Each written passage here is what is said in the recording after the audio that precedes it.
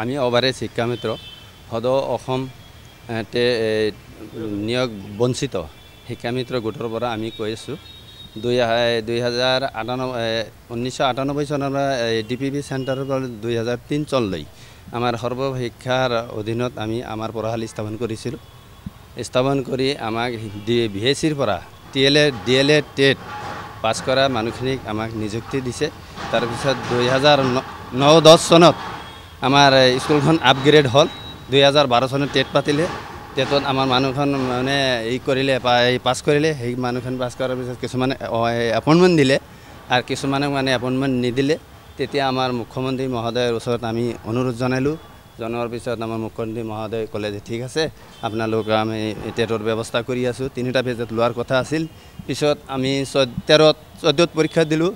14ত পৰীক্ষা দিয়াৰ পিছত 17ত ৰেজাল্ট দিলে। কিন্তু সেই আমাৰ 3টা বছৰ আমাৰ পাৰ হৈ গ'ল, আমাৰ বয়সটো মানে উকলি গ'ল। তেতিয়া আমি মহোদয়ক জনালোঁ। 1126 জন মানুহক এপইণ্টমেণ্ট দিলে।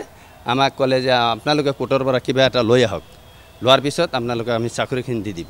তেতিয়া আমি কোৰ্টৰ পৰা আমি হাইকোৰ্টৰ পৰা আমাক এটা অৰ্ডাৰ দিলে যে চৰকাৰৰ ফালৰ পৰা আপোনালোকক যদি এপইণ্টমেণ্ট দিয়ে আমাৰ কোৰ্টৰ পৰা কোনো বাধ্যবাধকতা নাই। গতিকে আমি মহোদয়ক আমি জনালোঁ, ছাৰ আমি এইখিনি অৰ্ডাৰ আনিছোঁ, গতিকে আমাৰ কামখিনি কৰি দিয়ক। পিছত আমাৰ যিজন বৰ্তমান CM আছে, তেওঁ সেই সময়ত শিক্ষামন্ত্ৰী আছে, তেওঁ ক'লে যে হ'ব, আমি অকণমান কাম আছে, আমি CM ছাৰৰ লগত আলোচনা কৰি আপোনালোকৰ মেটাৰখিনি আমি ছল্ভ কৰিম। পিছত মানে চৰকাৰটো ভাঙি গ'ল। ভাঙি যোৱাৰ পিছত আজি দিম কালি দিম এনেকৈ মানে দিয়ে আছে আমাক। আজিলৈকে আমাক দিয়া নহ'ল। লাখ লাখ চাকৰি দিলে, কিন্তু আমাৰ এই হতভগা শিক্ষামিত্ৰক আমাক চাকৰি নিদিলে। আমাৰ দুখৰ বিষয় যে আমাৰ বৃদ্ধ মা দেউতা ল'ৰা ছোৱালী যাতে আমাৰ এই চাকৰি নিযুক্তি দি আমাক সুযোগ সুবিধা দিয়াৰ কাৰণে সুবিধা কৰে যেন, এইটো আমাৰ অনুৰোধ। 2010 পৰা আমি হয়তো দৰমহা পাইছিলোঁ সৰ্বশিক্ষাৰ পৰা। 2010 পিছত আমাক একেলগে এটা পইচা দিছিল, 22,000 টকা দিছিল। তাৰপিছত আমাক আৰু কোনো ধৰণৰ পইচা পাতি দিয়া নাই। চৰকাৰী আমাৰ স্কুলখন চৰকাৰী টেটৰ শিক্ষক বাহিৰা শিক্ষক লৈ এখেতক এংগেজ কৰিছে। আমি নিজৰ মাটি দিছোঁ, নিজৰ ঘৰৰ স্কুল, গোটেইখিনি আমাৰ নিজা আৰু কি। এটা জুবুৰীৰ পৰা আৰম্ভ কৰি বিল্ডিংলৈকে আমি কৰিছোঁ আৰু কি।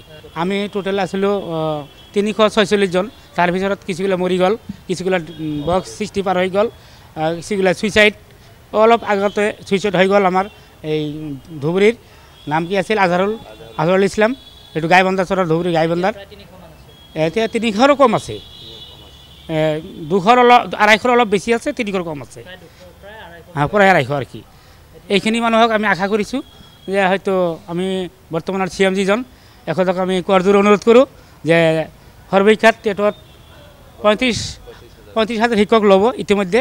আমাৰ এই 250 মানুহ দয়া কৰি এখেতে যাতে আমাক তাতে এংগেজ কৰি আমাৰ কণ ল'ৰা ছোৱালীবিলাক বৃদ্ধ মা দেউতাকক আমাক জীয়াই থাকিব পাৰে, 2 বেলা 2 মুঠি দালি ভাত খোৱাৰ বাবে এটা সুবিধা কৰি দিয়ে যেন। এইখিনি আমাৰ মাননীয় মুখ্যমন্ত্ৰী মহোদয় মামা এখেতক মই কৰজোৰে অনুৰোধ কৰিলোঁ। কাৰো হয়তো 2 বছৰ আছে, কাৰো 5 বছৰ আছে, কাৰো 8 বছৰ আছে। 8 বছৰৰ বেছি নাই, 8 বছৰৰ বেছি নাই।